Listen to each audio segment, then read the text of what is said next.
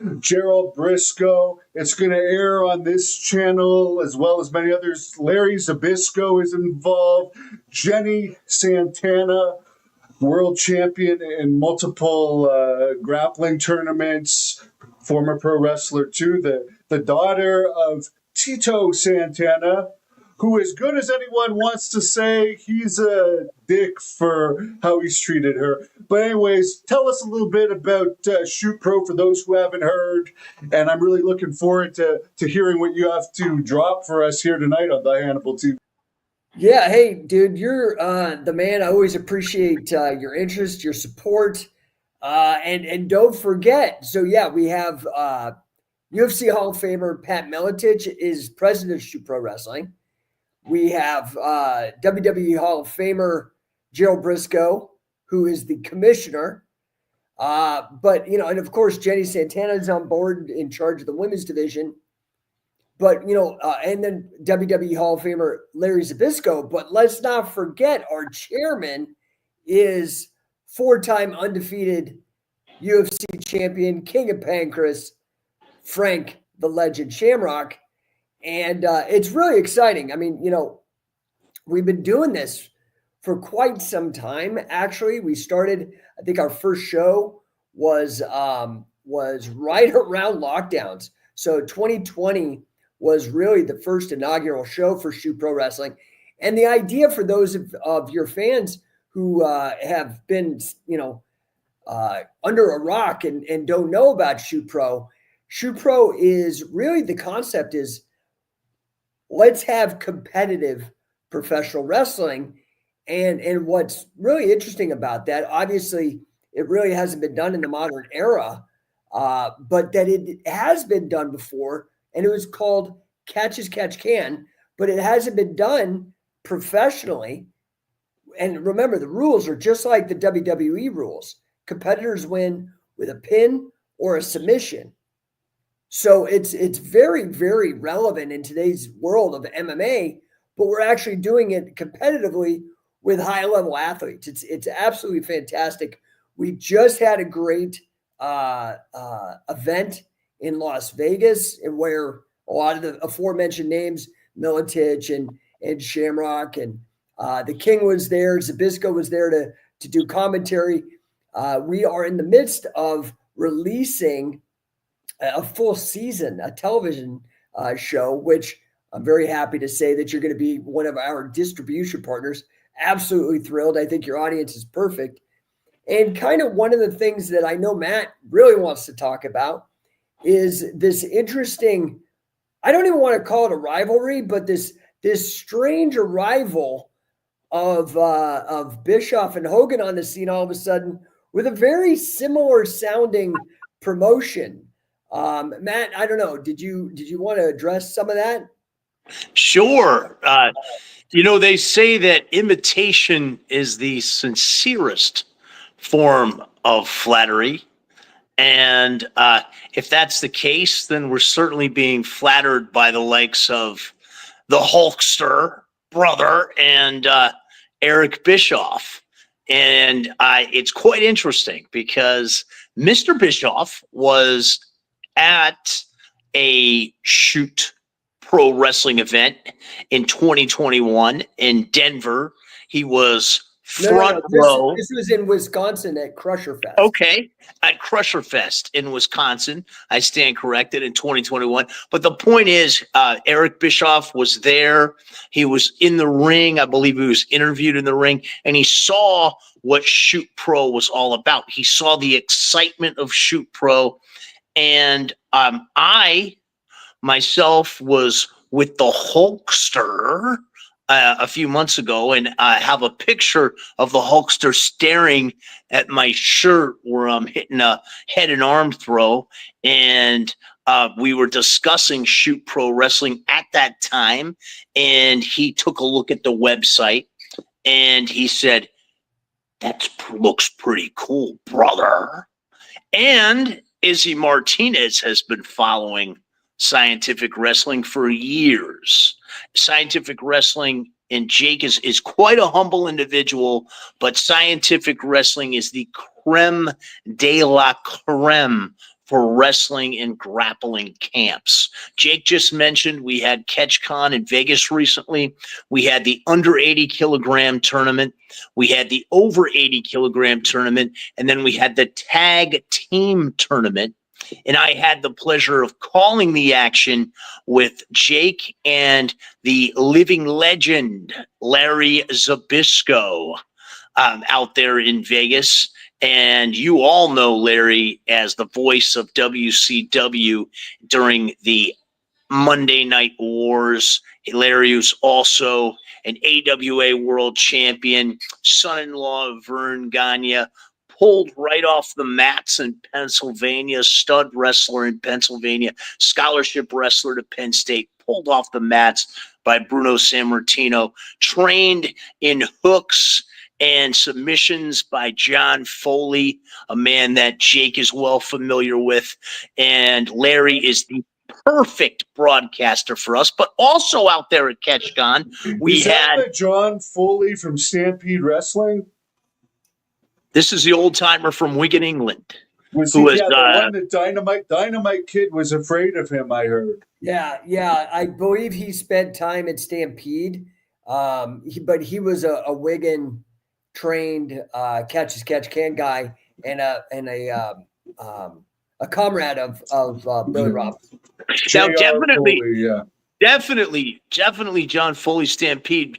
Now that I think about it, because that's how Larry explains it. When he first came into the business, Bruno sent him up to Canada to get his training, and he ended up driving John Foley around, and John would take him in the ring, before the shows and teach him hooks. And as we all know, when you have that solid amateur wrestling base, those hooks come naturally, those finishing holds, those submission holds.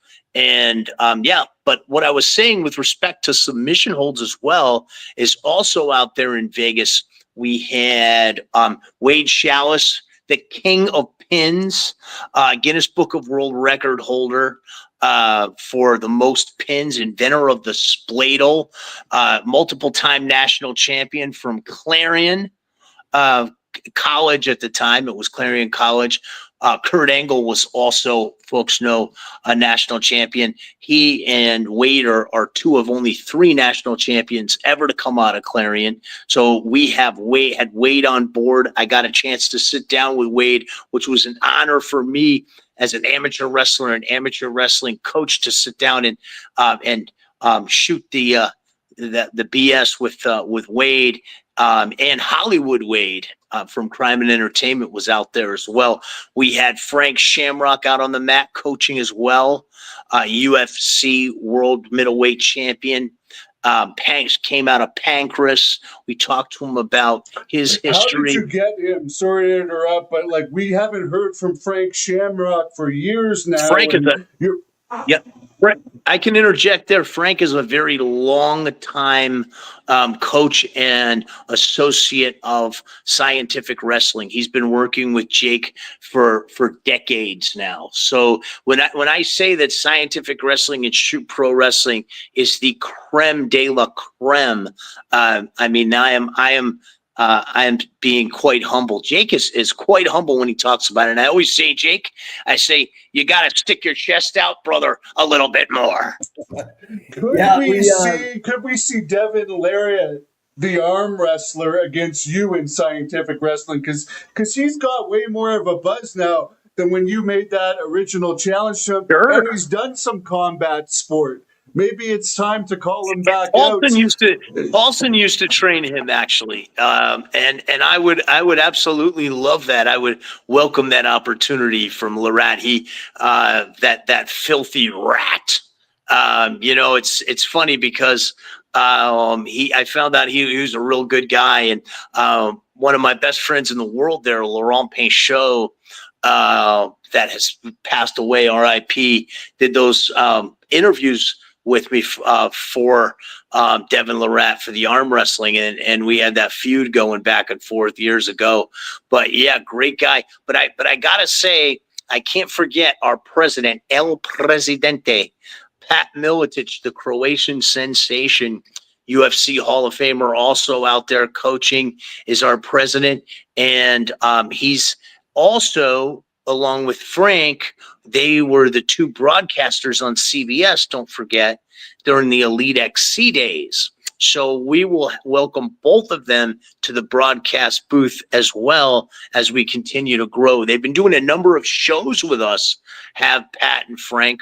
We were just on Power and Glory, Jake and I, with Pat Miletich and Frank Shamrock. And those guys, that's Paul Roma's podcast, and something wild came out of it. Stretch Paul Roma, by the way. If he would take, there's not many people that I would like to stretch, but Paul Roma would be one of them. I'll tell you, man, there are challenges coming left and right in Shoot Pro. That's what this is all about, man. And Hannibal, no disrespect to Paul Roma, but you are a national freestyle champion. You're also a national grappling champion. And I think you're probably 20 years younger, man. I don't think that would be. And again, no disrespect to Roma, but I don't think that would be a fair match. What do you think, Jake? Apparently, he told somebody, I don't know what he knows and what he doesn't know about me, and I'm not saying him tough, but he kind of acted like he could teach me a thing or two. So, I mean, I don't even know if he knows that I heard this. But yes, Paul, I did hear that, and I would be happy to take you on in Shoot Pro. Yeah, let's get a celebrity Shoot Pro match. And the thing that's fun about Shoot Pro is that we take the best from NCAA, collegiate folk style in America wrestling. We take the best from freestyle. We take the best from submission. We take the best from WWE, and we take the best from UFC, and put it all together. And it really works. And one other name that was at CatchCon for fans of pro wrestling coaching was Joe Malenko, Boris Malenko's son, and a longtime student of Carl Gotch. That's how I know Jody is. That I didn't train much with Carl. I trained a lot with Billy, but I was very close with Carl. We were very good friends for the last 5 years of his life. And it was great to have Joe Malenko there as well. He was showing some pretty cool tricks that Carl Gotch had taught him as well. I met him before at a Florida fan fest, and very good guy. And the Juggalos, if you're not familiar with Boris Malenko, they even wrote a song called The Great Malenko, the Insane Clown Posse, about the Professor Boris Malenko. That's kind of catchy, even if you're not a fan of their music. That I would speaking of songs, Hannibal, my broadcast partner in Shoot Pro Wrestling, Mr. Larry Zbyszko, had a hit song back in the 80s. And if you remember when we had him on Old School Shooters, a show here on Hannibal, he came on and we played that song because it was re-released. It was called Boo on Me. And Jake, Hannibal, have you ever heard that song, Boo on Me, by the great Larry Zbyszko? Yeah, and it's actually a great song that describes what you should be as a heel. It's a perfect song to describe, like, the personality traits of a heel. And I have to say, he had one of the best lines in the Wrestle Rock Rumble too, which I actually like that as a song, believe it or not. But it was pretty cool. I miss the days where the wrestlers would sing and it wouldn't just be rap. It seems now if they sing, it's just rap. But like, you know, Hannibal, what a crooner the king is, and fans can go back and listen to when I serenaded the gorgeous mistress of wrestling, Miss Renee Michelle, who got married on Monday Night Raw. And I wanted to take her away from that little scrub husband with her. For anyone that hasn't seen that, search up King of Connecticut, and I'll link it in the description. And I'll give you interviews her. You guys were extremely flip. She took out a whip and started whipping your butt. She whipped me. She whipped me in the lobby of the Berman Law Group studios. And the reason why they videotaped that was because our show producer, Evan Golden, he insisted that she whip me. And there's a funny backstory to that with one of the partners at Berman coming out of his office. And he wasn't too happy about Evan allowing her to do that in a personal injury, one of the largest personal injury law firms on the East Coast. But yeah, she's an amazing woman, and I'm gonna spike the ratings right now for your female fans, Hannibal, and I'm gonna sing the song that I serenaded Miss Renee Michelle to. Wise men say only fools rush in, but I can't help falling in love with you. And all I have to ask, Hannibal, is that you send that to Miss Renee Michelle, because that was some years ago, and I'd love to rekindle our fling. Yeah, I knew her a little bit in Texas. I don't know her now, but I'm surprised, not to digress into this, maybe you guys could get her in Shoot Pro, because I'm surprised one of the major companies has picked her up, because she's got an absolutely amazing look. Her husband's very lucky. Her husband is an executive with WWE. He was formerly Rockstar Spud, and I've been to their house well, maybe I shouldn't say the name of the town here in Florida, and they have a beautiful property. And if you remember when I did that interview with her, I cooked her that wild turkey that I had shot. I made her that wild turkey, grilled wild turkey, and then made it into a salad for her. And if you remember too, we were on her property shooting the bows. She's got a beautiful property, and she's got a 3D archery set up in the back. What was she doing at that law office anyways? What was the whole purpose behind that? Now that we're totally off Shoot Pro. If you recall, that was I was hosting the TBT podcast. We had Jenny Santana in. We had Dan the Beast Severn in. Donald Trump, El Presidente, has been a guest on the TBT podcast, as has Jay Leno and many others. But if you recall, during that time frame, I was providing those episodes for the Hannibal TV, and Larry Matza, who is a dear friend of mine from the life, he and Jake, I introduced him to Jake, and Jake's going to be meeting him soon at one of his clubs down there on Clematis Street in Palm Beach, Florida, in West Palm Beach. Do you remember that episode with Larry that I did with my co-host Brittany, when I had Brittany Garcia, the gorgeous Brittany Garcia? That was a very highly viewed, a popular episode, Hannibal. And then remember, I interviewed Larry at his house a few times for the channel as well. And Larry, just so you know, is one of the top 5. Those are some pretty cool guys. I hope I get to meet them if I'm ever down there with you again. And just a little trivia for your fans, Larry Matza is one of the top 5 guests on both Valuetainment and Vlad TV. And there's a movie coming out that's about the Grim Reaper, Greg Scarpa. I don't really agree with the casting.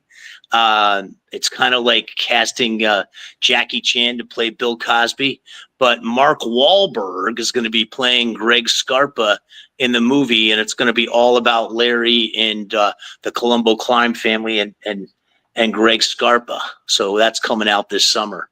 So fans, check out that interview too on the Hannibal TV. The one dinner that I ate with a bunch of mafia guys in New Jersey a couple years ago, there's something funny that happened. They were giving me, of course, free wine, and it was flowing. And I got so out of it that when I came back, I sat at the wrong table, and this girlfriend's boyfriend had left to go to the bathroom, and I'm sitting there with her eating his food. And one of them ended up dying like the year after. And my friend that took me to that meeting with them said that was like the funniest thing he'd ever seen. He was laughing at it for weeks after. Because I was with those guys, that guy wasn't going to say anything, right? Let alone my Yeah, size. exactly.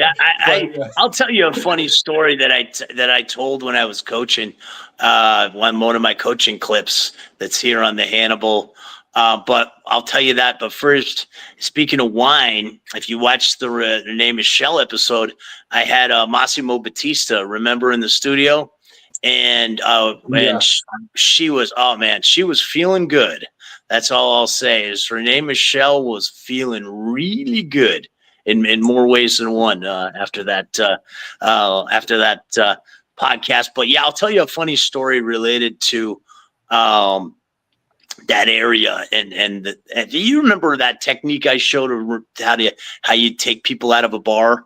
Yeah. Oh, And yeah. When you throw and people, I forget why. Maybe it was around the time that Conor McGregor's Roadhouse movie came out, I think. yeah, I filmed it for you when I was coaching over at Fighting Edge. Shout out to Fighting Edge and Phil Collins and the gorgeous Sunshine Melissa.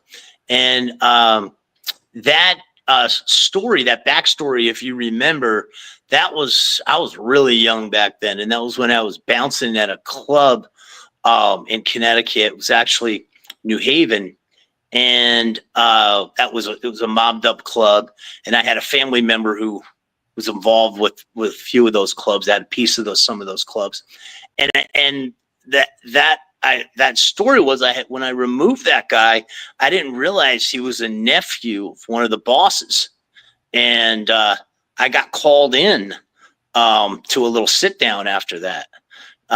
So it was. I know Larry loves that story. But yeah, that was wild. You know, it was wild days back then. The king has led a pretty crazy life, Hannibal. Yes, and I know Jake wants to get to it. When are these episodes going to start to air? Because everyone has been hearing about it now for quite a while. Larry even came on and talked to me about it a few months ago, but he wasn't sure when they were going to start. We should probably distinguish, right? Because we were talking about Larry Mazza. Yeah, not Larry Larry Mazza. Zabisco. Yeah. That would be interesting, having him calling MMA. But I know Jenny Santana and Larry commentated some already with you, so I guess we're just waiting for a certain period for them to drop. Jake can handle that. Yeah, we're aiming to have we have all the matches cut together. They look like $1 million. Super excited. We have slow-mo replays of the win. It really and great leaderboards. I'm really proud of the production value. I put it up against anything. We're aiming to have full episodes ready, and we will be dropping them right here on the Hannibal TV, aiming for 3 weeks. Assuming no hiccups, we should have the first couple episodes ready, and it's the entire tournament, all 3 divisions, all these guys hungry, fighting for $1,000. It's really, really exciting. One thought that came to mind while you guys were discussing the mafia and whatnot is there are so many parallels between the American mafia and American professional wrestling, and the one that just comes to my mind in the context of Shoot Pro is this idea of and Matt could speak to the mafia side more than I can, but omerta and kayfabe. Absolutely. The funny thing is about pro wrestling, we all look back with this kind of nostalgia and reverence and, oh, how quaint that people thought it was real. They were running a it was corruption because people were betting. And I mean, it was corrupt. And in the same way that it relied on this oath of the guys on the inner circle to keep the damn mouth shut or you'd get hurt. Very, very similar parallels. And then, of course, we all know that, the mafia, and whether that's in the United States or the Yakuza in Japan, is always very close, within a stone's throw of professional combat sports. The Yakuza is wild, too, because Baroni used to tell me those stories about how they'd come in and offer you double, but it was like wasn't really an offer. It was an offer you couldn't refuse, to take a dive to whoever they were pushing. So yeah, it's wild, but I want to backtrack, Hannibal, to the real American freestyle. And I want to ask you this because you're a national champion in freestyle. I competed in freestyle back in the 90s, and it's changed so much. Freestyle wrestling today, there's little to no mat wrestling. It's guys that are basically out there trying not to lose rather than to win. You kind of likened it, Hannibal, to sumo. And I want to first ask you about that. And then I want to talk to Jake about how exciting these Shoot Pro matches are that your fans are going to see shortly.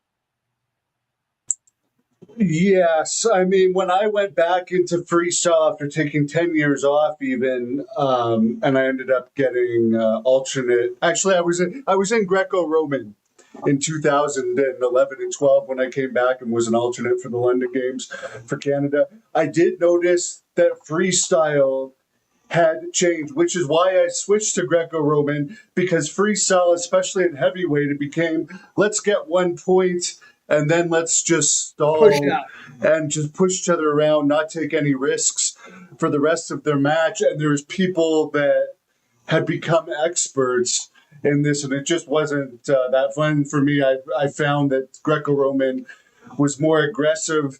So I like that you're bringing back more action and are going to be punishing the passivity. But the other thing I want to ask you guys about, WWE is coming out with a new show called Unreal on Netflix that is allegedly going to show their creative process on how they put storylines and stuff together. Is this going to help the business overall? And I think this is as good a time as ever when they want to promote more than ever that it is unreal. And with all the acrobatics these days, that's one thing I keep hearing Dave Meltzer, as much as I respect him, say what a great wrestler Will Ospreay is. All I see is acrobatics that would never work in a real fight. I don't consider that good wrestling. Good Hannibal, wrestling it is offends someone. Me. Yeah, it offends me, Hannibal. It offends me, and it disgusts me because when I did professional wrestling, as you know, Hannibal, my mantra was, and I said this on the mic. There's not a damn thing I'm doing right now to my opponents, and I never say my partners like these guys do, to my opponents in this ring, that I can't do effortlessly to every one of you fat slobs that's paying to see me. And I was given that line by a mutual friend of Jake and ours, a man who was very close to, almost like a second father to me, Billy Wicks. And it disgusts and offends me to see kayfabe die. I want to put the genie back in the bottle, and that's what we're doing with Shoot Pro. These are all real matches. They're all shoots. I think what's the destruction of professional wrestling is that they expose everything. And I can tell you that we are, all three of us are in the combat sports and professional wrestling world, but the average person on the street doesn't even know that. They're confused a lot of times about what professional wrestling is. And especially for me doing the indies in South Carolina, a lot of these people believe, and I want to make them believe. It was my goal to make these people believe. And I think it's disgusting, this unreal. I mean, it's why the ratings are so low. I mean, they have these big international deals and these big TV contracts, but when's the last time you've ever seen anybody, walking around with a wrestling shirt on? Everybody used to wear the Stone Cold shirts, And the Hulk Hogan shirts, the NWO shirts. You don't hear about it in the gym. When the last time I heard about it in the gym was when The Rock came back at WrestleMania last year. That was the first time I heard people talk about it since like the Austin and Rock era. People just don't follow it. There's just more ways of making money now than ever. But people can say all they want. Yeah, they are making more money than ever per capita. People don't know what the hell's going. If you walk down the street, out of 100 people, I don't even think many could tell you the champion. Maybe now John Cena, just because he's such a star, it would be more than Cody Rhodes. But like, still Think overall, they couldn't tell you who the current champion is. think about it this way. In the 80s, and you had the Hulkamania era, after the territory era, and then you had the Attitude Era in the 90s. Imagine during that time if they started bringing Buddy Rogers back and to go on these shows, and that was the It'd be the biggest pop. same thing. They It would be the have same no thing. stars. They have no stars today. That's why they have to bring all the old. That's why these podcasts that Jake and I are doing, like your show. Think about your show. Think about the great success of the Hannibal TV, and I've enjoyed being part of that. 500,000 subscribers. That success comes from interviewing the old timers. That's what people want to hear. People would rather listen to the old timers tell stories than watch wrestling of today. And that's why Yeah. Shoot Pro is so great, because This is the thing. This is the thing. I'm sorry to interrupt, King, but I think, when you see a show like this, Unreal, all you're seeing is the fact you're seeing them cannibalize themselves, because there is such the ratings are at all-time lows. Recently, it's like 10% down or something. I can't remember the most recent ratings, but nobody's watching. Netflix got under 1 million views for Raw. It's not connecting in the same way, and I think people, people love to be on the inside or think they're on the inside of a secret. And I think pro wrestling benefited from that since the death of kayfabe. I think that pro wrestling's benefited from that. But I think this new generation, I don't think they give a shit. I think they're sick of the 3-hour Raw where it's just mic time the whole time, very little action, and just a couple stunts. But the thing is that I think makes us a very ripe time for Shoot Pro Wrestling is that we're not selling drama. We're selling excitement. When you watch these matches, it is just watching like for those of us that are fans of wrestling, competitive wrestling, few things are more satisfying than watching a scramble with like offense, defense, a counter, a recounter, and just the it's like watching those people play speed chess in the park, but with the whole human body involved in trying to kick ass. It's like amazing to watch the speed of mind, the excellence in execution of all the athletes involved. That is something that it just baffles me that none of the big promotions have even thought, what if we did this for real? Well, hey, we're all too happy to do it. And now, like King was alluding to, sure, maybe Hogan and Bischoff were inspired by Shoot Pro. Maybe they'll admit it. Maybe they won't. I don't give two squirts in the end of the day. What I am concerned with is that they've done a great job of kicking up some dust and as Carl Gotch would say, making thunder out of a fart.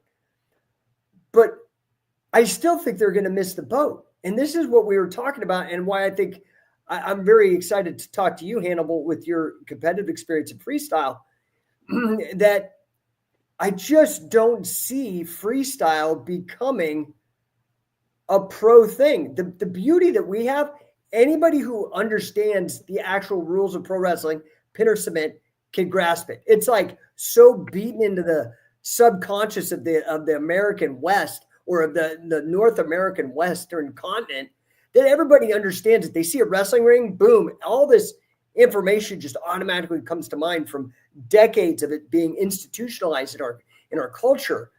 But then, anybody watching like UFC, it's simple. 2 ways to win, a knockout or a submission. Well, that's the same thing with Shoot Pro, a pin or a submission. And the pinning, you know, if you take your wife or your girlfriend or your mom goes to a match and it's judo, jiu-jitsu, folk style, freestyle, Greco, they're probably going to be on their phone. And that's because they don't understand some of the rules and the more subtle parts of the game. But when you keep the rule set very open, and just like what UFC is or Shoot Pro Wrestling is, all of a sudden it's exciting, it's dangerous, it's unpredictable. And so our vision is to go the whole opposite direction. It's like, to me, I'm happy they're doing this Unreal thing. I'm like, go, please just continue to cannibalize yourself, because we're going to be fresh. We're going to be exciting. We're going to be creating the new stars. That's the thing Zbyszko keeps talking about on commentary. I don't want to spoil anything, but you know, Zbyszko's like, man, this is how you discover new stars. This is where the stars are going to be. And when you watch these matches, they're amazing. They really are amazing. And you don't need a bunch of Hollywood writers to script something. The narrative unfolds itself with the exposure of these human beings, their character under extreme tough situations. This rule set is, in my opinion, the hardest rule set in grappling. It's a very difficult rule set. I think people. Oh, it's amazing, Hannibal. When you see the excitement, you've seen some of these matches. When you see the excitement of these matches, man, it is amazing, because most of them go really fast, but we had a match go literally close to an hour, right, Jake? And I'm telling you, they were hungry. Nobody quit. They were hungry. Like crazy. And I want to get this in because Larry Zbyszko talks about the human game of chess. And when he was calling this match with us, he was so amazed at the human game of chess that was being played and how masterful these guys were in conserving their energy and then exploding. And to wrestle for close to an hour under pin and submission rules, I mean, it is not even fathomable when you think about what the time is for periods in high school and collegiate wrestling and folk style. An hour this thing went. It was tremendous, but most of the matches go quick. And it's a 2 best of 3 falls. So you can lose the first fall and you can still come back. And the drama, and this is why, and we all know this, the reason pro wrestling became worked. And I was talking to Jason Reinhardt about this. You know, Jake or Hannibal, you just had Jason on the show, right? And Jason and I were just talking about this. Yeah, he and I were just talking about this today because he's all into Shoot Pro. He's going to be with me this weekend in St. Augustine at a fan fest, and he's all into Shoot Pro, and he didn't know what the hell Shoot Pro was. I kept talking to him about Shoot Pro, and he knew because Pat was his coach. And then the other day, it was actually yesterday, it was last night, I posted that reel with that Vision Quest song, that the remix of Only the Young, and Jason's 55, right? It's right around, you know, Jake and ours age. I posted this thing, and Jason, coming up in that era, being a wrestler and a fighter, he called me and he said, "Now I know what Shoot Pro is." He said, "Brother," he said, that's freaking amazing. He said, "I want to get in on this." Mm-hmm. And then he started asking me about pro wrestling because he knew that I did pro wrestling, and he watched my pro, but he couldn't understand. He's like, "I don't really know much about pro wrestling." And I spent like an hour explaining to him the history of catch wrestling, the grappling, the history of the Gracie family, who was trained by Mitsuya Maeda, Count Coma, who was a competitive catch wrestler. We in the Rough and Tumble book that I have right over here, we document his matches. And that's the other thing that Shoot Pro and Scientific Wrestling is doing. Here's Jason Reinhart, professional MMA fighter. I think I don't want to quote it wrong, but I think his record was like 32-3, submission master. He coaches here at Nomad now. One of my best friends here in Florida, lifelong grappler, and he didn't know the history. So I know that the pro wrestling fans don't know this history. So what we've been doing, going on your show and going on these pro wrestling podcasts, although the Hannibal TV is all of combat sports, some of these are just pro wrestling podcasts.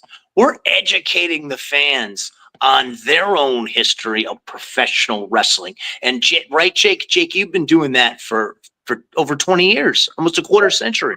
Yeah, so it's kind of cool because, because of the interest, like Matt, in this old legitimate style of professional wrestling. Legitimate, I just mean competitive. This is how I got connected with these guys, from Carl Gotch, Billy Robinson, but then guys like who Matt mentioned, Wade Chalice, Guinness record holder, 106 NCAA wins. I don't think that record will ever be broken. And also, Frank Shamrock, King of Pancras. The thing that's so exciting about this is that, yes, we are bringing something that will unite amateur wrestling fans, professional wrestling fans, and grappling / MMA fans. And, some people may be like, whoa, how is this different than submission grappling? And why call it Shoot Pro Wrestling? Well, because not only is it a throwback and it has all this rich history, which is a wonderful narrative piece for us also to share with people. That's why the reality show that will be airing here, if you imagine like The Ultimate Fighter, where the people on the show compete through the season to win, we have that same dynamic. I mean, that's really the dynamic of all pro wrestling, like a fake reality show, right? But instead of the drama backstage, we actually have educational content. So the fans, if they want to learn how Frank Shamrock does leg locks and was 25 years ahead of the industry in leg locks, we have all this wonderful exclusive content that Frank actually came out of retirement. You mentioned this early on. You're like, how'd you get Frank? Well, dude, he was burnt. He's out of it. He's like, he's got a little bitter, I think, maybe. But he came out of retirement as a personal favor and is now full bore on as the chairman.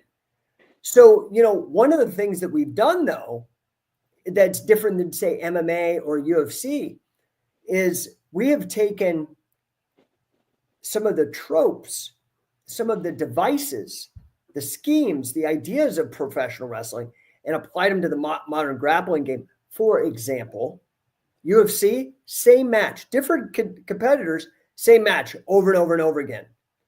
Well, what we've done is we have singles matches like the King was referencing, best of 3. But we also have cage matches. You could go to shootprowrestling.com. We have a nice sample of all the matches. We have a cage match.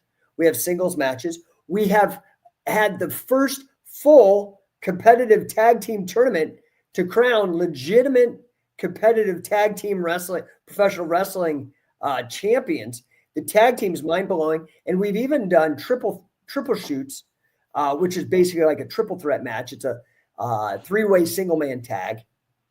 And then to allude to what Matt, the King, was saying, we even had an Iron Man match on this last one. Now it ended up just kind of being that way because these guys just would not give up and nobody would concede.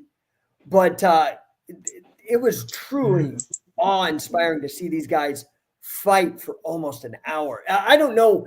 This is one of those things where you do probably have to be a wrestler or have had good matches to understand how crazy that is to really go after somebody for more than like 40 minutes, 45 minutes. It was unbelievable. Yeah, and I want to just add to what Jake is saying here. what makes us different is as well, the number one thing is the pin. And that forces the action. That's what makes our matches so much more exciting than any no-gi jiu-jitsu grappling. Because you can't just stay on your back. You have to it's phonetic movement. It's wild. It's fast paced. And what you're watching now, actually, the guy in the psychedelic shirt on the right is an LFA light heavy. I want to say he's actually middleweight champion, Jacoby Jones. So we have very high level guys come in here and try these rule set. In this same show, we actually had a couple guys that are on the Greco-Roman team compete as well. Did some really great mares and pulled them off live. It was absolutely amazing. And we had FILA world champion grappler Brandon Ruiz. And I can tell you, I don't know Brandon, but I trained in South Carolina with a guy named Kellyanne Dunson, and he was the man in South Carolina. He actually lost in the finals to Brandon. And that's when I knew, that this Brandon Ruiz was a stud in the FILA World Championships. So there's Pat, you see on the screen, our president, UFC Hall of Famer, Pat Miletich, El Presidente.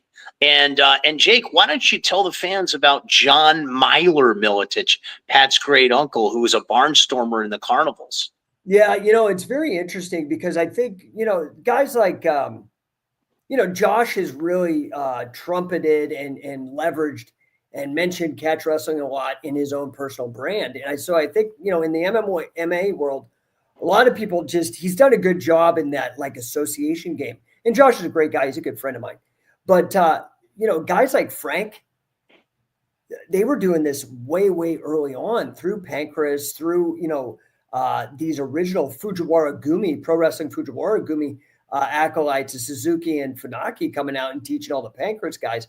But what's interesting is there's a whole handful of these guys, obviously not just the Shamrocks, but then Miletich. So Pat, obviously coming up in Iowa, I had a strong amateur wrestling background.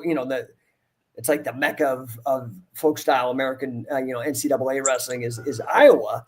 Don't tell people from Oklahoma that. Yeah, or Pennsylvania now. Or Pennsylvania too. I know they're going to be all salty, but it's definitely a hotbed of amateur wrestling. Pat grows up there, learns how to wrestle, but what's very interesting is Pat's I think it was his uncle or great uncle, John Myler Miletich. Yeah, Johnny Myler Miletich. If you're familiar in the parlance of the history, like the books that Matt and myself have written, the parlance, he was known as what's called a combo man, which is today's MMA athlete. But instead of, today's MMA athlete has, again, been pioneered by Frank Shamrock, really. But it's that mix of Muay Thai and wrestling and jiu-jitsu, right?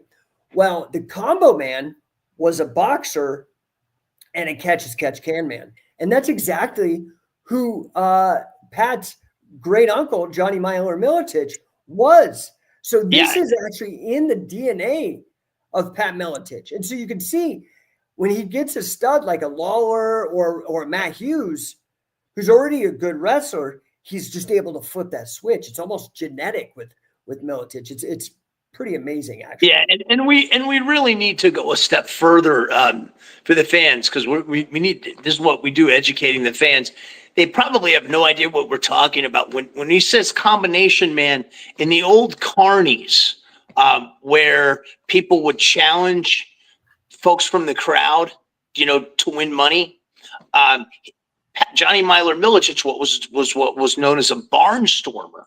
So he would go to the carnivals and he would box and wrestle the carny guys. And most of the time, the overwhelming majority of the time, the carny guys, the shooters and the boxers took their money, but he would dominate them. And that's because he was also, in addition to being a great submission wrestler, he was also an Olympic boxer. And Pat's talked to us about, I don't recall the world champion that Johnny Myler Miletich beat the living hell out of, but he's a very, very dangerous man. But this is pro wrestling history. And that's what I mean. It's almost like you got to drill with some of these, not your show, Hannibal, because you're a knowledgeable guy, but some of these pro wrestling shows, drill it into their head of what pro wrestling really is. And Well, that's really what the we're new doing. thing is so different from what pro wrestling used to be. It's just two separate things. You can't even say what today is. Well, today Pro wrestling. it seems like today pro wrestling, people are treating it as like some path to Hollywood.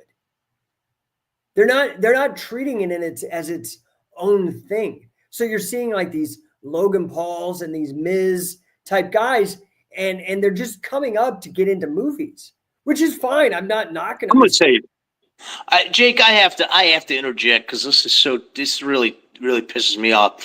If you remember back WrestleMania 1, if you ever listened to Roddy Piper and Bob Orton talk about Mr. T trying to come into the business, they wore his ass out and out wrestled him in that match to make him look stupid. And then you fast forward to today, and I don't know who it was what goofy Hollywood star came in the ring and was hip tossing the Miz. I mean, when I was doing pro wrestling, if anybody from the Hollywood would come, our thing would be to stretch that motherfucker like a rubber band and send him home. It's disgusting when you see the degradation of professional wrestling. And what we're doing is we're really bringing the respect back to professional wrestling, bringing it back to its roots with Shoot Pro Wrestling.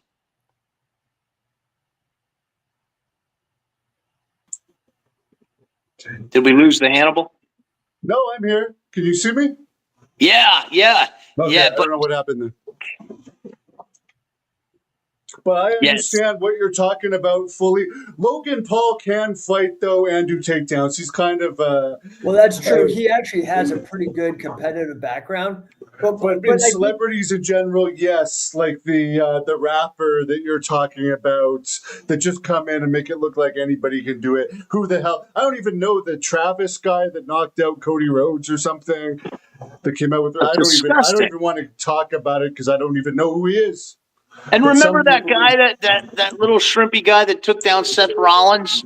Remember that? Yes, that goofy the handicap kid, and they kept pushing him, and he's still pushed to this day. But one thing that we do want to hearken to is the original kind of intent and the spirit of Catch as Catch Can Wrestling, and that was betting.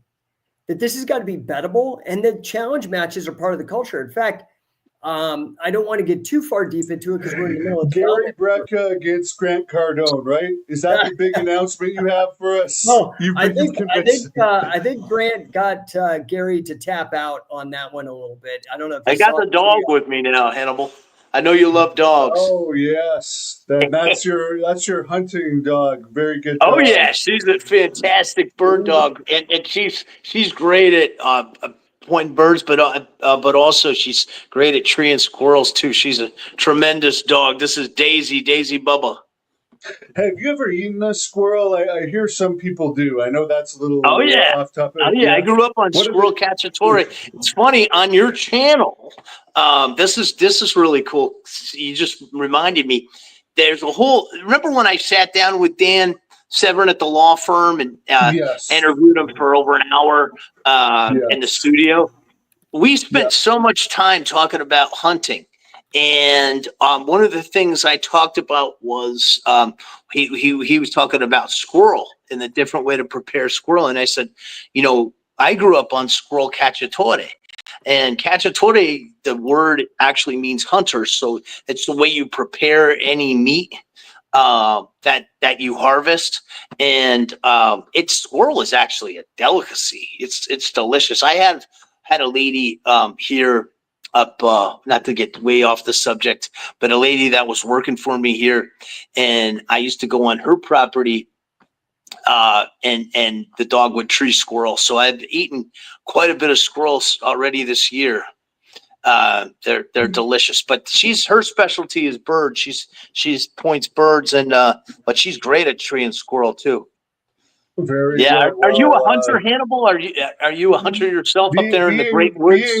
being from the city, no. I used to fish a bit, but never been hunting. I was in the military for a while, so I do know how to use a rifle, though. I remember an episode. If people want to hear a lot about hunting and with Dan Severn, he talked about it.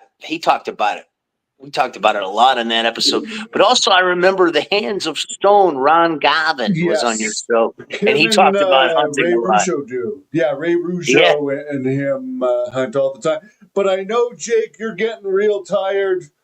We only got a couple minutes left here. When is this going to start airing on the Hannibal TV? What can we look forward to in the first episode other than Larry Zbyszko, the living legend, returning along with Jenny Santana, one of my friends in the professional wrestling business, who recently gave me some IV therapy at her wellness center there in Las Vegas.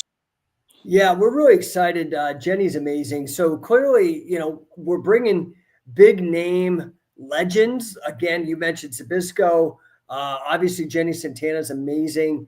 But then also, yes, we're going to have Joe Malenko. We're going to have Wade Chalice. We're going to have Frank Shamrock. We're going to have Pat Miletich. They're all going to be involved in the episodes. Plus, as Larry said, all of these great stars that you're going to witness them being born, not because of a script, but because of the natural triumph of the human will over another human being that only presents itself in true competitive professional wrestling. That we're aiming to have drop the first 3 or 4 episodes in the next, aiming for the next month to 6 weeks. Awesome. And I just want to say, check out shootprowrestling.com and follow Scientific Wrestling on Instagram. Yeah, because there's going to be a flurry of now here in Hannibal TV. We're going to have the full episodes, but on Scientific Wrestling Instagram, there's going to be 10 days dedicated to nothing but Shoot Pro Wrestling matches and all the shorter matches from the Vegas tournaments. Yeah, and we've had just at the CatchCon for the 3 divisions, that was 22 matches. And then at the prior 3 shows, we've had dozens of matches. So it's going to be a bit of a Shoot Pro takeover of the Instagram over at Scientific Wrestling. We've got about 200,000 followers there. So we figured that was a good way to get exposure. But then for the bigger episodes, we wanted to move to the big leagues with Hannibal TV. So hopefully in the next month or so, we'll get all that cooked up and out to the fans. Excellent. Sign us off with a promo there, King. And nice talking to you again, Jake. For anyone that doesn't know, Jake is legitimate. He has great instruction videos out there on Catch Wrestling. About 10 years before I ever interviewed him, I would watch his instructional videos and use Catch Wrestling in jiu-jitsu tournaments because it actually works better than jiu-jitsu. And if you're using it on someone that doesn't know how to defend it, it's great for any grapplers. And I'll close this out with this, Hannibal. The pernicious purveyor of preposterous pomposity and the paragon of pugilistic punditry here, the King of Connecticut, telling you to check out shootprowrestling.com.